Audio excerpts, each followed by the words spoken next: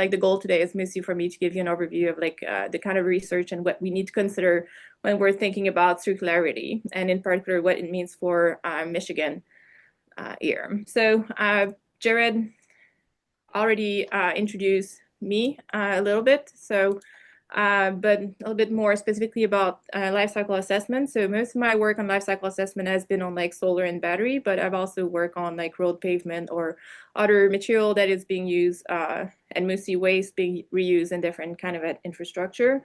And I've done a lot of work, not just like in academia, but like trying to translate some of the principle of circular economy to different standards. So for solar, I'm on three different standards. There's a general sustainability standard that applies to photovoltaic module and inverter design. There's an ultra low carbon solar for to encourage manufacturers to produce solar panels with lower carbon footprint. And there's one we're working on right now that is about like recycling of solar modules. I've also been on like standard for plastic and road and low carbon material advisor, and in Canada I'm an advisor for critical materials. So what is my research about in general? So I like to work on addressing some of the general public concerns about solar and battery. I would say it's mostly solar so far because I've been doing solar for over 20 years now. So so I work on like PFAS, some of the toxicity concern, noise even, or what happens if there is like a fire on solar panels. So if you're not familiar with what is life cycle assessment, so what we do in life cycle assessment, we consider all the stage of a product from the mining all the way to end of life. And in terms of like circularity, we even consider how can we get those material back into new products. So what is prospective LCA is to try to evaluate new technology to reduce the unintended consequence. So it is particularly important for solar and battery technology because we're still designing those technologies. So if we can design them better or making them easier to recycle, we'll reduce our problem in the future. So those are the kind of problem I like to address. Okay, so we'll talk today about like solar and battery forecast. So I would say like things are changing really quickly. So for this presentation, I kind of had to update a lot of my slide because what was the forecast 6 months ago versus what it is right now has changed quite a bit. But for battery in particular, like the market is still expected to grow pretty quickly in the US because it's less, I have more slide on that later, but it's less and less driven by EV and more by grid storage. So it is growing really quickly in terms of like capacity that's being installed. For solar, well, like you can see that how much we've installed historically has grown really quickly. But with current reduction in like funding or federal credit, like the expectation is that it's going to slow down in the future year.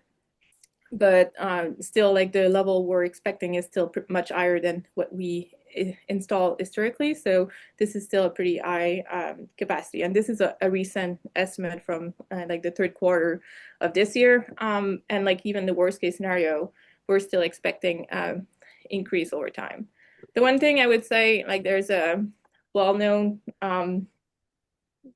like story, and people always say we've been really bad at estimating annual addition in solar. So this figure shows like if you look in 2006 how much we expected, like in 2025 we should be around here, and like in 2021 in terms of like total capacity we're right here. So pretty much anybody that has estimated solar installation, not just like in US but globally, has usually underestimated how much would be installed. So I would say even if those are reduced install capacity compared to what we were thinking, there's still pretty good chance, I would say, that the market will change quite a bit because solar has become cost competitive or even cheaper than most type of energy. So there's a pretty good chance that the capacity addition even in the US will increase faster than what we think.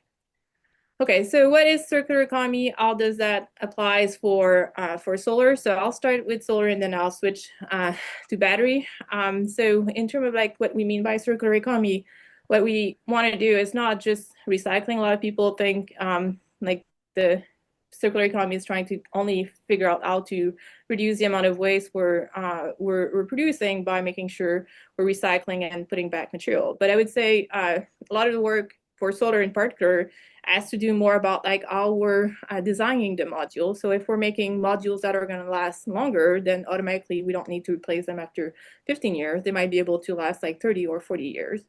If we're able to repair them instead of like sending them to disposal, that's another way of reducing how much material use we have. And same thing if we can fix them, or making sure that when we recycle them, they are easy to recycle and we can like recycle everything and there's no low value material, then we're even going to be able to reduce how much waste there is. So design for sustainability, or like circularity for solar, really means to have products that are easy to repair, but also easy recyclable, and we want to minimize the amount of waste we're going to produce. So what is the type of solar we're installing, or what is the solar panel in general? So the market has changed. Well, the amount of solar modules we've been installing, like globally, has changed, has increased really quickly, as we all know. But also the type of modules have changed quite a bit. So we used to have mostly, well, there's two types of technology. We can say there is like silicon modules, and then there is like the cadmium telluride modules. If you look globally, like the cadmium telluride modules are like what you see in red, so it seems pretty small, but it is much not larger number in the US, because First Solar, well, isn't a US company, but it's also a company not really far from here in Ohio, so they do have a much larger part of the market here in the US than this 5% or so you can see here. So the other thing you see on the blue there, there's been a transition from what we call like multicrystalline silicon to like monocrystalline silicon. And now like there's not really any more multicrystalline silicon, just because we can make higher efficiency, like better modules pretty cheap with crystalline silicon. So the other technology has been kind of disappear.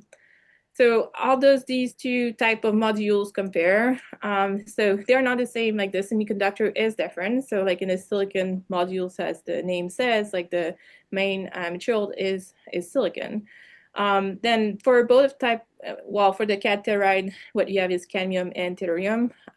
But in terms of like how they are designed, it's pretty similar. So usually for silicon, you have like a glass and then a frame. Then you have like encapsulant, which is mostly a plastic layer that makes sure everything stays there. But this encapsulant needs to be transparent, because you still need the light to reach the solar cell. And then in the back, you can have either like a back sheet that is non-transparent, or more and more now we have like glass on glass modules. So like the back would also be glass there. And then in the back you have like a junction box, and the cable, that's where you connect your solar modules. So it is pretty similar for cadmium telluride, but like you can see in the silicon, this is cells versus if you have a cadmium telluride modules, like the material is evaporated. So you don't have the actual cells. It's really just a thin layer of material.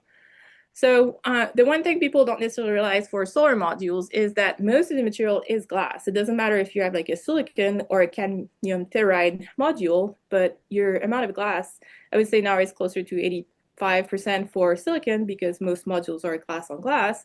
And for a cadmium telluride module, is about like 97% glass.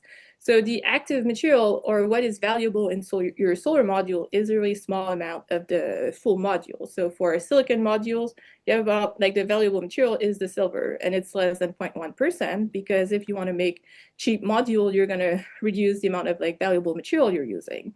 It is similar for like the cadmium telluride, like the active layer is less than 0.1% per mass of what you have in the module. Okay, so where do we make those modules? Do we make any in the US? So there is a good resource if you're interested in like solar manufacturing on the DOE website, and it shows like all have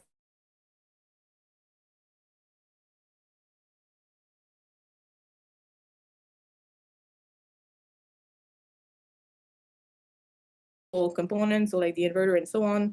Not the inverters are here, but like all the other electronic equipment you would need for like cables and so on.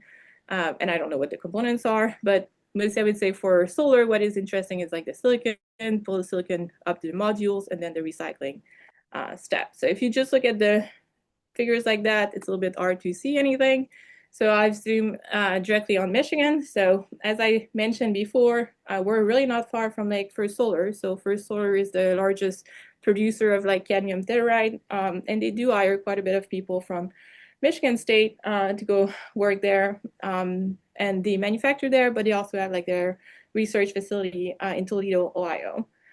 The other really important producer relevant to solar manufacturing in Michigan is Hemlock Semiconductor. So they are they make the polysilicon that is used for growing crystalline silicon, and they are known to produce the highest purity, the best quality silicon, not just in the US, but like globally. So they've been producing silicon for electronic application, but also solar for a long time. And they are in Hemlock, Michigan.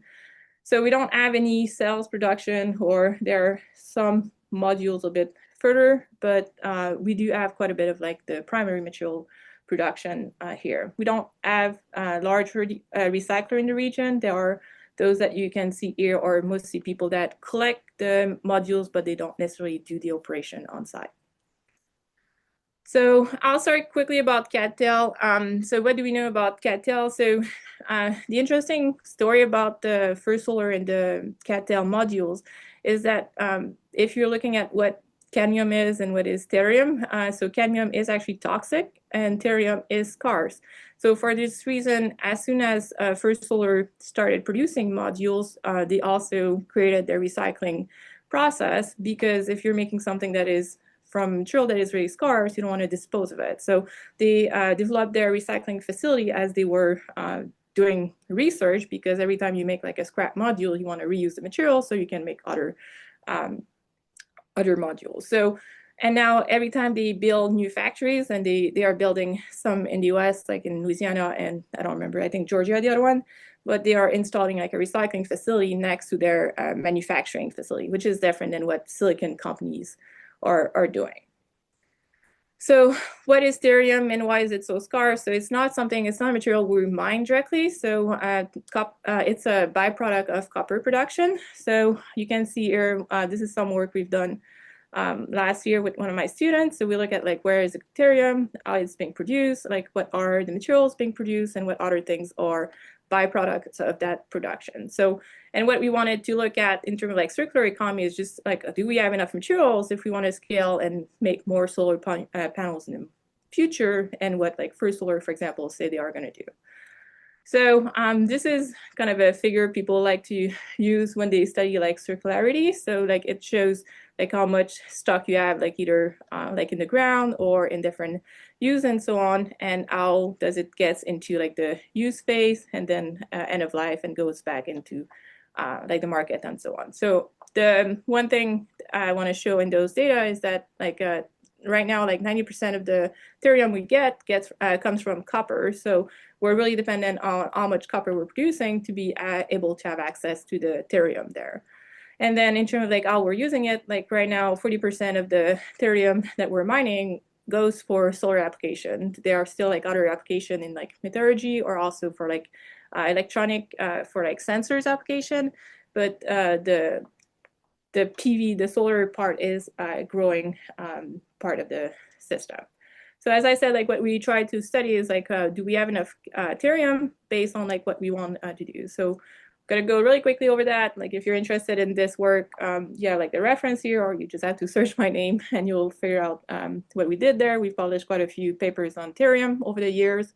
So we look at historical data, like where is the thorium coming from, how much, like what has been the historical demand, and then like forecasted using system dynamics, like future demand for thorium, how much we can change demand based on technology improvement or other demand there. So like a system dynamics model, if you're not familiar with it, that's it gets a little bit complicated. There's plus and minus signs everywhere. But basically, you can start anywhere. And what the arrows is showing is how the model will react to a change to the system. So like if I don't really know where to change. So let's say I look at the thorium demand. So like what could affect like thorium demand, like if I have more demand for solar or non-solar product, that will increase this thorium demand. But on the supply side here, I can get my thorium from the typical copper refining. There's other type of mines we could also start to exploit. We can also have recycling. But recycling will be dependent on how many new panels we have and how good they are, for example. So we're using this kind of system dynamics model to evaluate what is the change over time of the stock and the price of thorium. So we look at different type of production over time, and then this is not what it should be looking like. Oh, okay, there's an animation that I didn't realize was there. But so we look at different technology development assumption, because that's part of the circular economy. If you change technology, reduce how much material we're using, then it could really help how much demand there is on the material.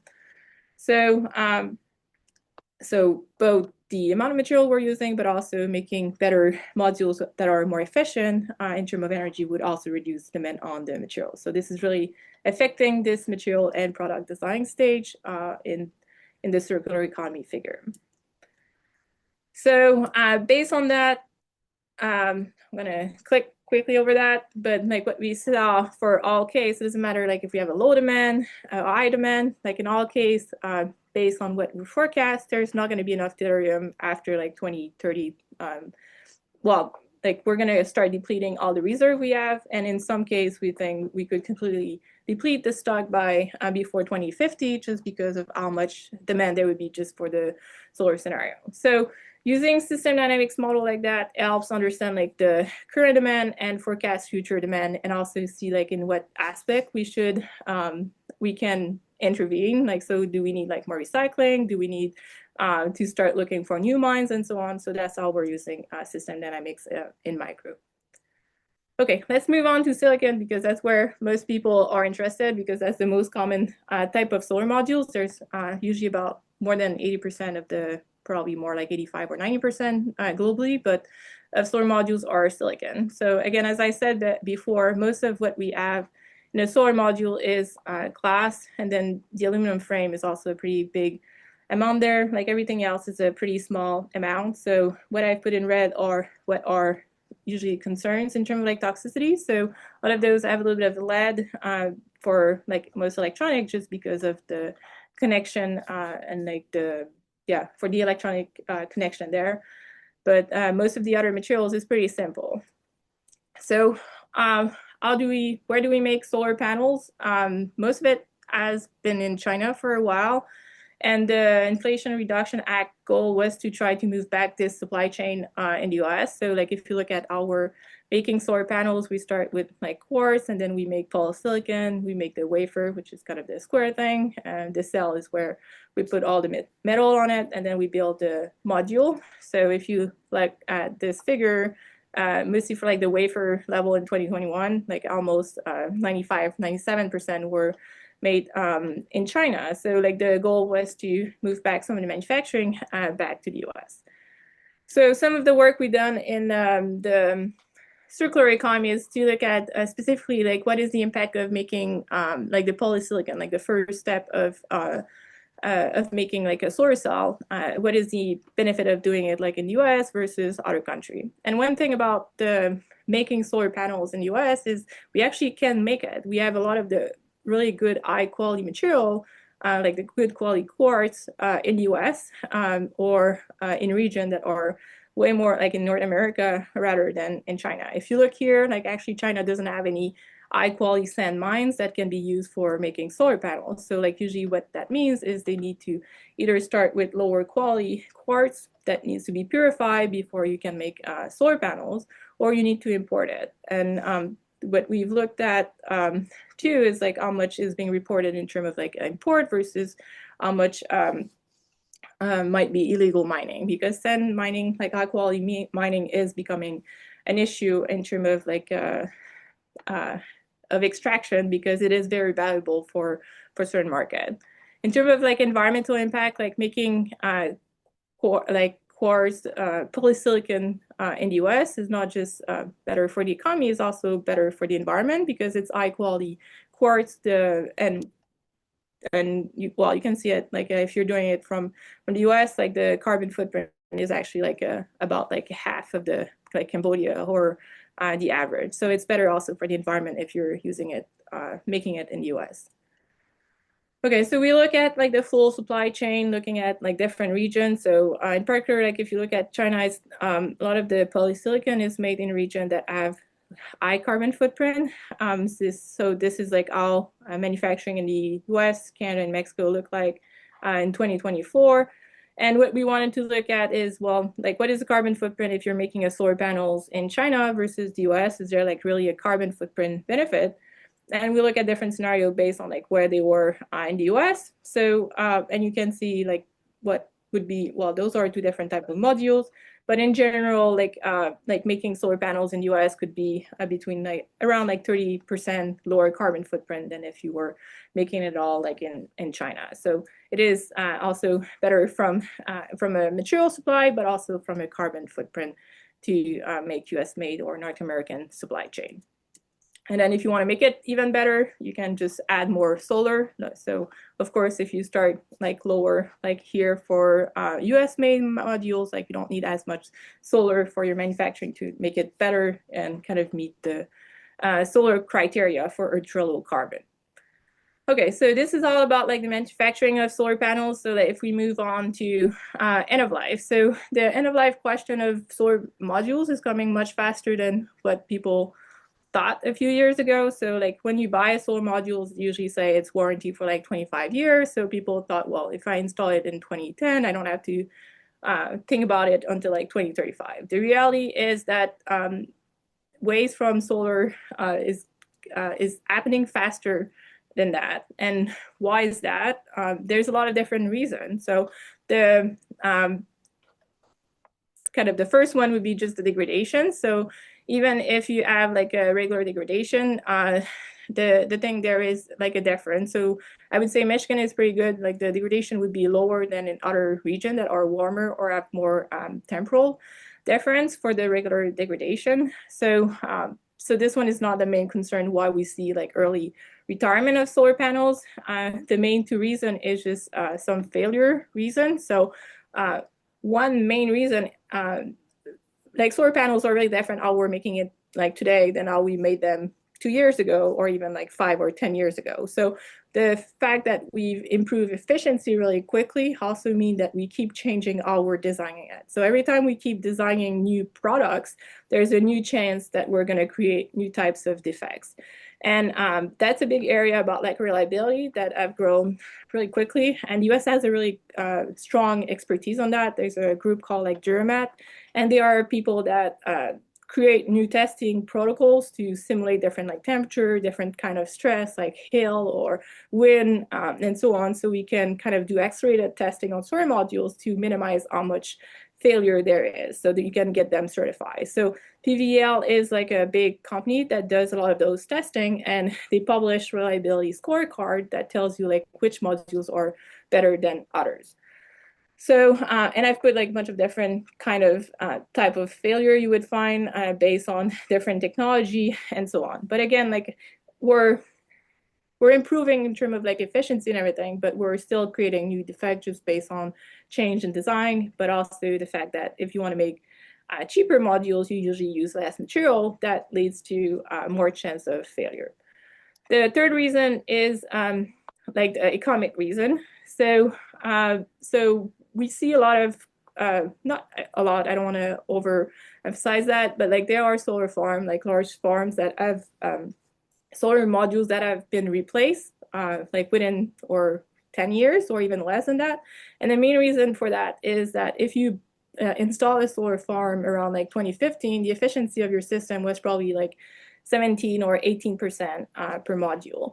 And now you can have like modules that are about like 23% for not very much. So like not only like your starting module that were lower efficiency have degraded a little bit over time, but now you can have much cheaper modules that are producing more electricity. So in certain case, it just makes sense from an economic reason to replace your modules. So because of the cheap modules that are high efficiency, we get more repowering. So that means like replacement of modules that are still good that could actually be reused if we're able to test them and find good application for them. So repowering is something that is, again, like more important than what we expected 5 years ago. And one reason for that also is just where we're installing solar arrays. So like this is some of the work my student did looking at different regions and what kind of like extreme events you can have and where we think some of the solar farm have been replaced. So one thing you can see, and you probably know if you live in Michigan, it gets pretty windy a lot of time. And also, well, we're not supposed to be like really high risk of tornado, but we still get some tornado. But we also can get some hail, and all of those things, for example, are pretty bad for a solar array. So if they get damaged because of extreme events, then there's a more chance that they are going to be replaced. And it happened in Michigan that we had like not really old solar farms that needs to be replaced because of those weather events. So how much waste are we going to have over time? So we shouldn't see a lot of waste before, well, as you can see, before like 2040, based on like when we started installing solar. And it's going to be really different in different states because like California installed way before we did in Michigan. Like when I moved here in 2014, there was no large solar farm in Michigan. So it's going to take a little bit more time before we start seeing waste. But like what is the waste is mostly glass, aluminum, and steel. So it's not necessarily super valuable waste. So is there a regulation in the US? So there's a big difference in how waste has been handled like in Europe and the rest of the world versus the US. And the main reason why is because we don't have really strong waste regulation in the US. So the only state that have done something serious are like Washington State and California. Like Washington State has put a rule that makes the producer responsible for the waste. Like all have other like example of regulation that are being considered in different states, but they're not like final decisions. So in Michigan too, we've talked about it, but there's not really a clear indication about like what to do with PV at the end of life and who is responsible for handling it. Okay, so in terms of like circular economy, again, like what I want to emphasize is not just like the recycling. We should really try to find a way of like reusing, remanufacturing solar, and that's a big area that is growing in US. I can give you just quickly like 2 examples of companies that work in that area. There's way more than that are trying to do it. I would say the main challenge for repowering is that the price of solar modules have gone down so quickly. Then if you want to resell a module, you need to test it, make sure that it's still working. It's not necessarily like cost competitive with a new modules.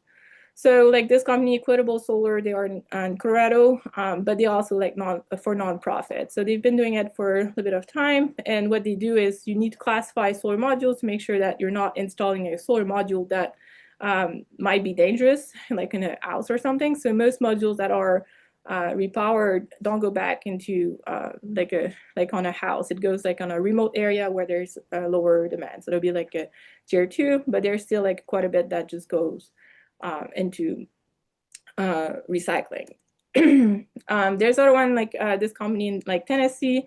They do mostly like really large site. And what people don't realize, like a lot of the solar waste is not necessarily solar modules that have been installed. There's a lot of like solar waste of modules that never been installed. So if, for example, you're transporting solar modules and then like your truck gets into an accident, like because of like insurance reason, all of that products will need to be recycled or disposed of, cannot be installed. So you have a lot of modules that have not necessarily ever been installed there. Or a lot of them could also be like on damaged solar panels after a storm. So like a lot of the insurance company, if you have like, I don't know, like a tornado or a lot of wind in one region, like maybe not all your panels were damaged, but like to claim the insurance, you need to replace all of them. So that result in modules that are not damaged needed to be recycled. So what about the recycling process and what do we do? So like in US, like the amount of modules that get recycled is really low. It's about like 10-15%. The actual number is not known. It's really inconsistent between like state, federal, and other regions. So more and more to meet requirement, installer do put recycling condition or have like a contract, but it's not like something that is very common. So it is very expensive to recycle solar modules, between like $15 and $45 per module. And if you put it to landfill, it's less than $1. And since all solar modules that are installed will pass the TCLP, which is the toxicity test, like you can send it for to go to landfill. So there's no good incentives for people to send it for recycling. So the Solar Energy Association is trying to get more recycling done. So they feel like that recycling partner and recommend certain company for recycling. So you have the list here. And as I said before, to make that more uniform, there's a new standard I work on with other people about like what is the minimum requirement for recycling. So we can distinguish better between like good or kind of bad recycler. How we recycle it, it depends. You can either like shred it and then try to separate everything through leaching and different process for separation. Or you can try to, like if it's not a broken module, you can actually separate the different layers. And then through like different thermal processing or even like chemical leaching, you can remove most of the materials. So depending on the method you're using, you're going to be able to recover between like 80% to 90% of the material. Okay, so I kind of already said that most of the material we recover is usually glass and metal. So like if you're like a low quality recycler, that's all you're going to recycle. If you're kind of an advanced recycler, you're able to recycle most of the other metal there. For cattail, most of it gets recycled, mostly because the cadmium telluride is a thin layer that can be removed with solvent, so it's easier to recycle there. In the US, there's one company that is doing, I guess, like a little bit more advanced recycling in terms of recycling the glass. So a lot of time the issue with the glass and the silicon is that, well, for solar, you need really high purity. So it's really hard to get new recycled material with really high purity. So most of what happens is mostly downcycled material. So it's easy to take like the glass and then do like, send it for like fiberglass, but the market for fiberglass is not really it would be much better to take that high quality glass and return it to a solar modules. And that's what like SolarCycle is trying to do. But before they were there was not really a lot of effort there. For silicon, the issue is that, again, like you need really high purity silicon. So if you're recycling like an old silicon module, like the purity of the silicon is not good enough for like newer type of modules. So it's really hard to put the silicon back into new modules. The price of like silicon is really, really low. So it's started increasing a little bit this year, but like the green shows like how much the price of producing new polysilicon is outside of China versus China. So like to compete with that price, you cannot really start with like huge silicon from solar modules. So there's new market for silicon, mostly in the battery market. And so it's more like downcycling than really recycling. Okay, so how can we encourage more PV second life recycling? So a lot of it, I think, has to do with like certification, or there needs to be something for the manufacturer that makes it worth it. So the EP eco label or some of the standard I mentioned before, like that's why we put some like points for if the manufacturers thought about like the recycling or they use like recycled content in their new modules. So otherwise, like based on just the cost or economics reason, there's no really incentives for using recycled material. I'm gonna go quick over that, but that's just some of the work we've done on like forecasting some of the end of life PV waste. So like if we want to kind of plan for a future facility and how to use those material, we need to know like where the waste is, like when it's going to be generated and so on. And we actually don't have a good idea for that. So this work is one of my students. She looked at California. So, and we use the database they have here that is called like the California net metering database. And I would like to do this work in Michigan, but we don't collect this kind of data about like what is being installed. So we cannot really forecast what the waste is going to look like. So what we use from that database, we kind of did a lot of like data mining and modeling and look at what has been installed since like 2010 to be able to forecast like when will that waste come out. And with that, we're able to see like in what region there's going to be more waste over time, and then plan on that about like what is the value of that waste stream. So what this is showing is like if you compare like just the simple recycling versus like the advanced recycling, like the shaded, like the line area shows like the amount of material. So you're not recovering a lot more material per mass, but like the value of like advanced recycling is much larger, which is like the dots here. So like in particular, like by 2035, 2045, like the value of like doing like simple recycling versus the advanced recycling is like 5 times more than just the basic recycling. So there is good value in terms of like what you can recycle, like what kind of materials you can get, like the silver in particular, or like the silicon, if you're doing advanced recycling versus just a simpler one.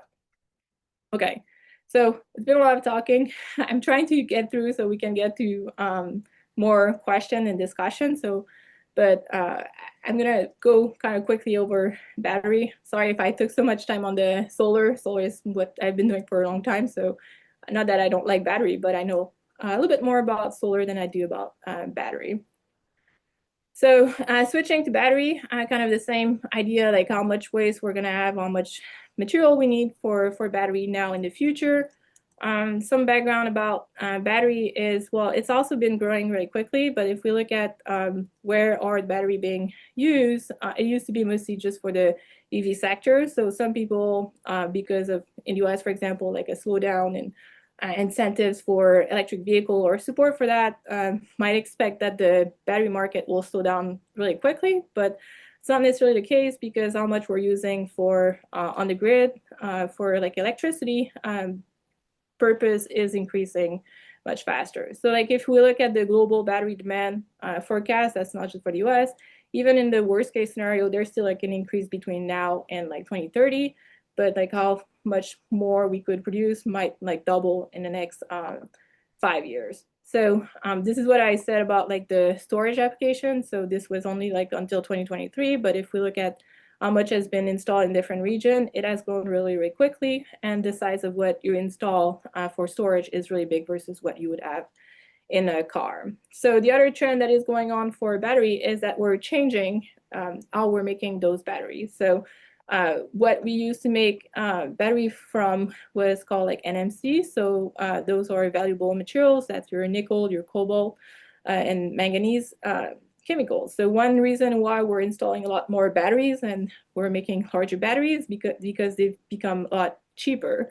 And their way of getting cheaper battery is by using less valuable materials. So the battery market is transitioning right now really quickly towards like LFP, which are like lithium iron phosphate battery. So those are way more abundant than the NMC batteries. And we're going to start seeing, like in this figure, they just say new batteries. So it can be a lot of different things, but like change in again, less valuable materials or things that are not necessarily even lithium-based battery.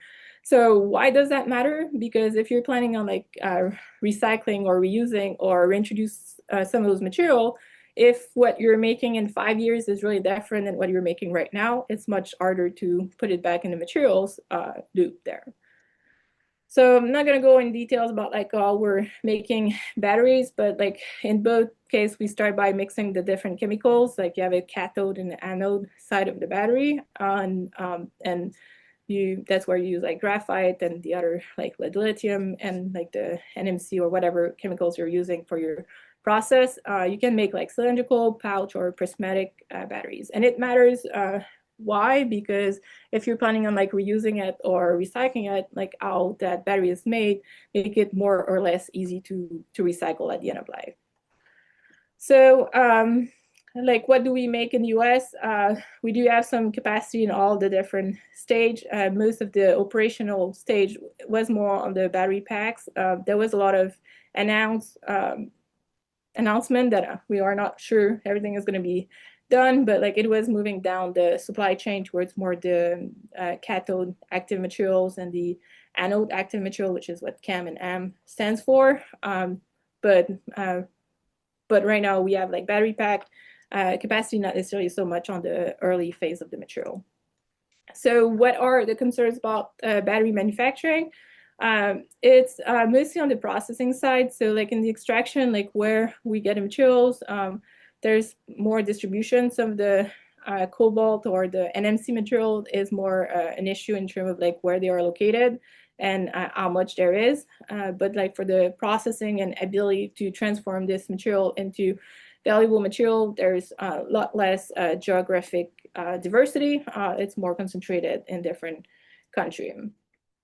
So similar to the DOE map, there is a net that database that shows, sorry, I tried to find the legend. It was not anywhere on the website, but the battery database kind of give you like the capacity for each location and what is being made there. And I've done the figure for the Michigan later, but the data is all available there, and it's updated really often. Like you can see it was updated in September, so they keep updating that database. So how this circular economy looks like for battery. So same thing, like you try to reduce how much is being used at the early stage to and making modules that can be recycled, like repurposed or like extended their life before you send them back to recycling. So I've done a lot of work for Ford on the second life. So some of the work we've done is looking at like what would be the best application. Like should we put in a grid, or can we use that in a fast charger or residential application?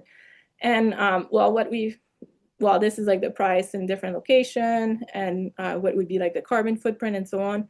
And in general, what we found would be the best application is probably like for fast charger application, because it would reduce like how much electricity you get from the grid, but also like this application is not too long, so it doesn't delay for too much like when the material gets back into the supply chain.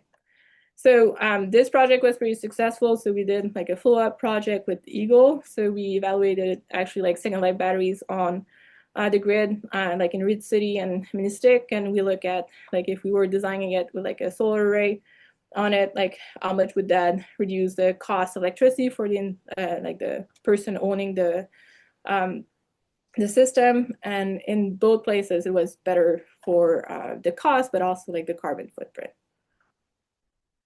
So if we're not doing second life battery, we can also do like recycling. So there's been a lot of like announcement about like recycling facility in the US and North America in general, just because to make sure that we're like, if we want to make new batteries, that we have the material available here to be able to put it back into new batteries. But if you look at the concentration and what is the expected growth in the US, like this is pretty constant in the future, while like and everywhere except in China, which is growing much faster, which makes sense too, because they have a lot more electric vehicles than we have in US right now or in North America.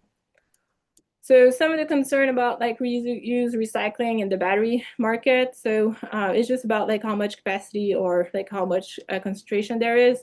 So in particular for like the black mass, which is like what you get after like you shred and everything from the battery afterlife, how much can you get back to material? So we don't have a lot of that material here in North America to be able to make new batteries.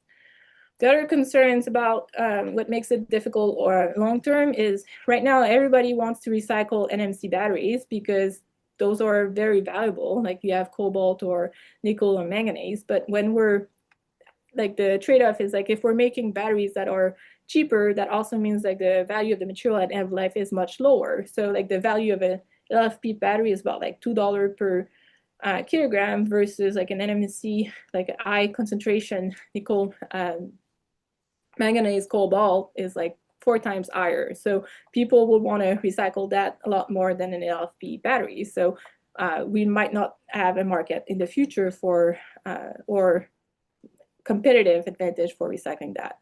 The other thing we studied, one of my studies, students study is, and why we said like the fast charger might be a better application, is if you put the battery that after like is used in a car still have like a 80% of their state of health.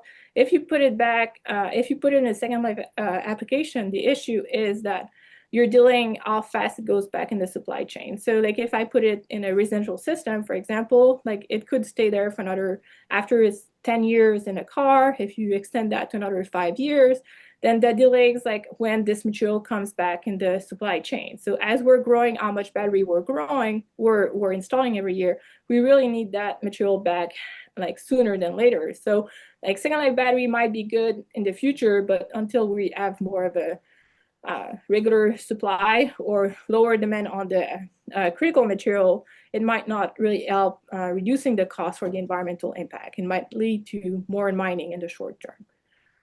Okay, so looking back at specifically Michigan, what I wanted to show here is just that in terms of like raw material, we don't have a lot of like production here. We do produce a lot of like the components for cells because we have a lot of automotive company, but also a lot of those companies are making battery for storage now. But so it is pretty active region for manufacturing those products. And we do have some recycling manufacturing, which is beneficial to allow this material to go back into making new cell rather than being dependent on importing raw material from external resource. So in terms of like circular economy, that's a good thing for battery and something we should encourage in the future.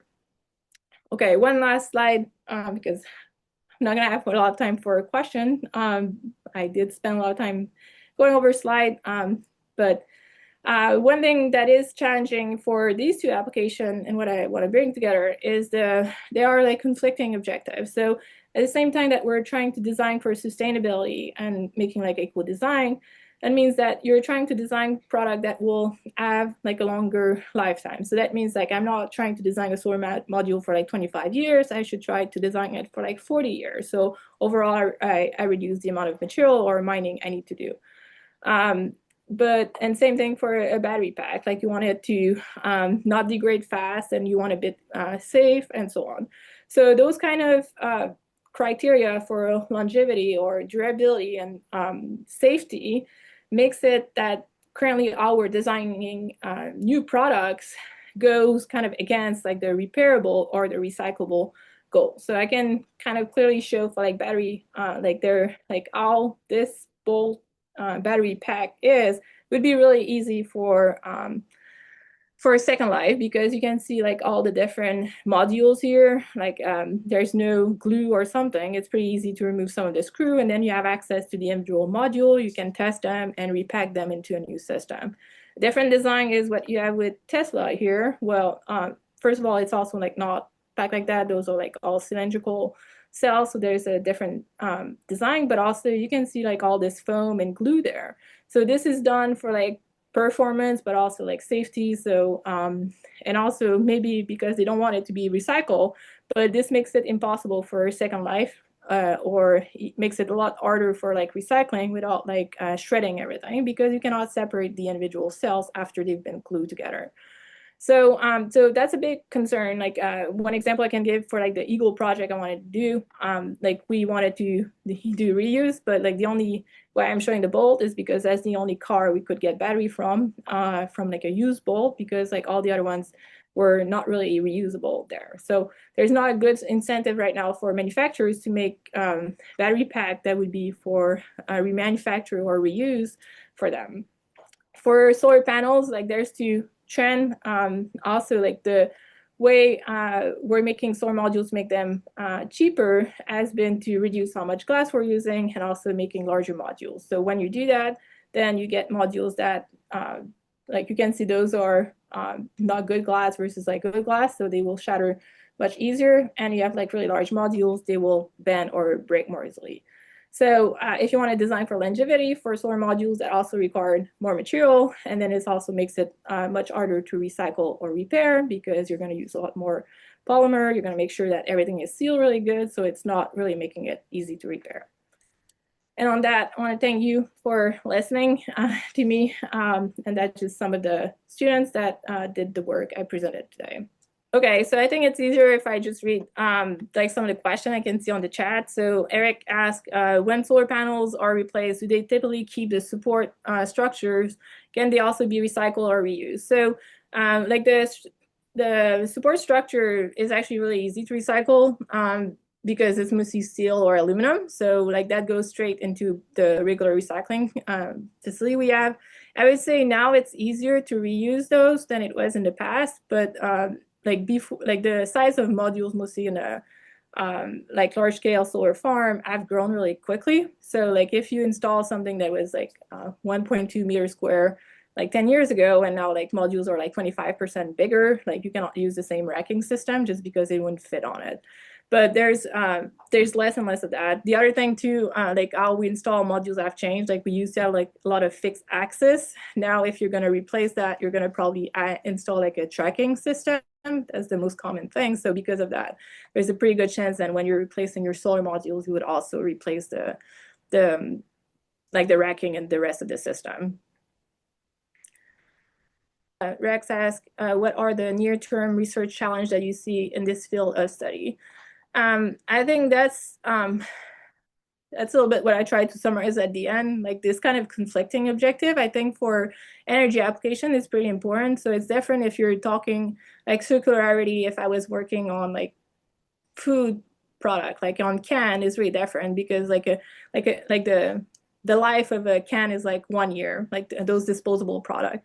When we're talking about like energy application, you actually want them to last long. But like when you have a product that have a much longer longevity, like planning for its end of life is challenging. So like, should we try to make it like longer? And if we extend the life of some of the product, that means we're not getting this material back for reuse really quickly. So I think this is kind of the area that is challenging. And if we say, well, I think, how do we get manufacturers to make product that can be recycled or like make it part of the design that they think about the end of life is the challenging part because there needs to be some value for them. So if like you can see that manufacturers that do it is because they want to have access to material or they would want to sell like second life batteries or reuse panels or something. So like I think that's where how to make it all part of the economy or valuable, not just like the first product you're selling, but the full product is the challenging thing. Can you estimate the adoption of non-lithium ion battery chemistry in the future?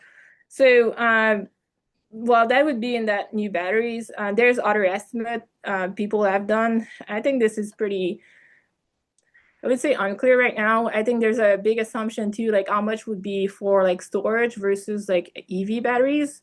Like right now, the lithium ion batteries are doing pretty good for vehicles, but like for storage, there's more because like in storage, you don't need as much, you don't care so much about the weight, right? We're not moving them. So for battery storage, there could be a lot more different chemistry that are not necessarily lithium based. So I think that's where it's a little bit harder to forecast future chemistry there. Okay, next question. What about organic PV? Will they be easier to recycle compared to actual technologies? Well, like organic PV, they should be more similar than the cadmium, like the cadmium telluride in terms of like you can use like solution to remove the active layer. I don't think that, like it's necessarily difficult to recycle them. I just don't think that they are very valuable. So like the big idea behind like organic solar cell is that they should be cheaper than other technology, but also they contain like more mixed materials. So and I did a paper on that, like on how when you have a lot more materials in it and lower value, then it goes against like recyclability of products. So I don't think organic solar cell will be recycled. There's more chance they're going to be disposed than other technology. Slide 45. What is the economic cost of the fire hazard associated with second life use lithium batteries? I don't know. That's a good question. What would be the cost of the fire hazard? I would say like we did some work with Ford where we did survey research looking at what like if people would be interested in second life batteries and what they would consider. And usually people are a lot like more reluctant, but mostly what they care about is more like the lifetime. Like they would want like a warranty that makes sure that the battery lasts like the same lifetime as a normal battery. We didn't get a lot of questions on the fire hazard, so I don't think people would see it as more dangerous than the regular battery there.